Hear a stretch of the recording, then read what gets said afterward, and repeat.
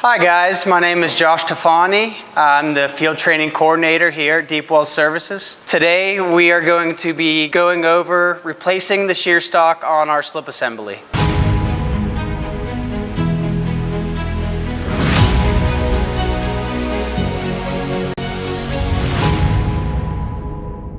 Alright, first thing we want to do is get all our tools and supplies ready.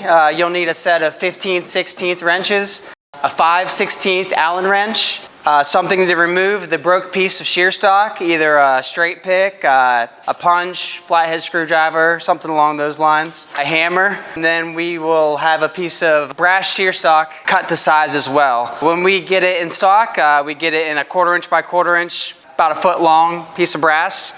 We need to cut that down to about 1 inch long so it's small enough to fit into the receiving slot on the cam arm. First thing you want to make sure is that the operator has the slips in the open position and that the slip handle is locked out. Next, you can grab your 15/16 wrenches, remove the slip bolt going through the dog ear.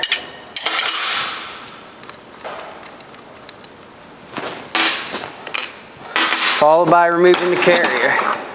After we remove our slip carrier, you can go ahead and let the operator know your hands are clear. Then we're able to unlock our slip handles and shut your slips to where your dog ear is in a position to where you can access the Allen bolt on the rear.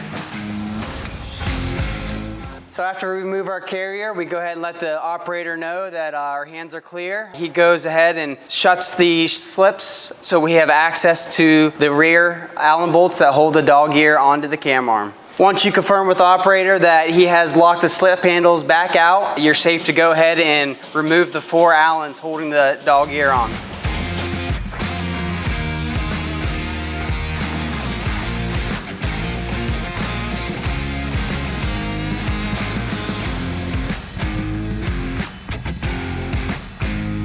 Before you take the last bolt out, make sure you have a good hand on both halves of the dog ear. That way you don't accidentally drop a piece.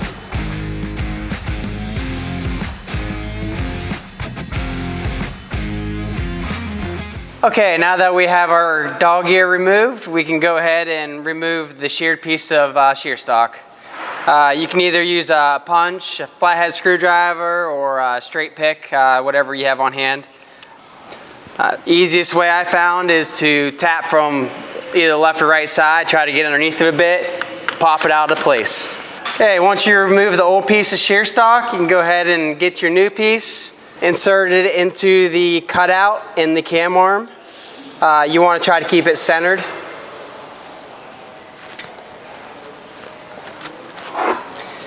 You want to lightly tap it into place so it seats all the way down in the bottom of the key slot.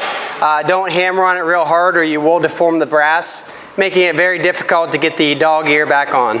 Once your shear stock is in place, go ahead and put the rear of your dog ear back on. Make sure that it fully seats over your shear stock. Trying to draw it down with the bolts instead of properly placing it over the shear stock first can lead to smashing your shear stock and it not being properly installed. So we make sure that we have that on there properly. Then we are able to reinstall our 5/16 Allens. Again, keep a good hold on both sides until you have one screw in to hold everything in place.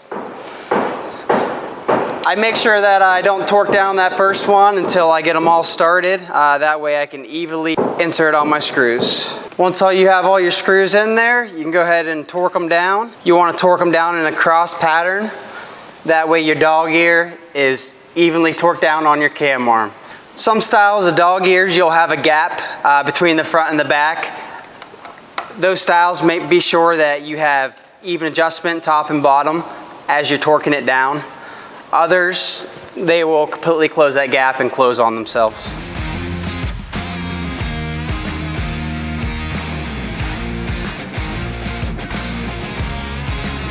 Okay, once your dog ear is completely secured, you can go ahead and open up your slips again. Let the operator know your hands are clear. He can open them up and we can reinstall our carrier. Okay, after your slips are opened back up, confirm with the operator that your slip handle was locked out, and then we can reinstall the carrier.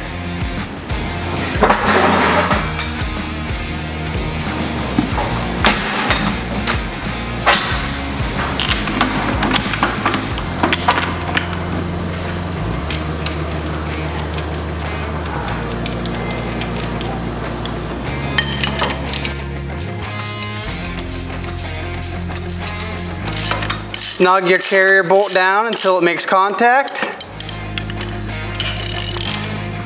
Then you can back it off 3/2 turns. Check your gap, make sure it's even top and bottom. After your carrier is adjusted, you can let the operator know your hands are cleared and you can function the slips. All good to go. You can see that our dog ears are the same angle. Everything looks good there. One thing you want to keep in mind, if one side was sheared, there's a good chance that both sides are sheared, so you at least want to check the other side and confirm that that piece is not sheared as well. Don't just go changing one side and assume that the other one is still good. All right, that wraps up our overview on how to replace our shear stock on our slip assembly. If you have any further questions, don't be afraid to reach out to myself or anyone else in the training or operations department. You can always shoot us an email at training@deepwellservices.com.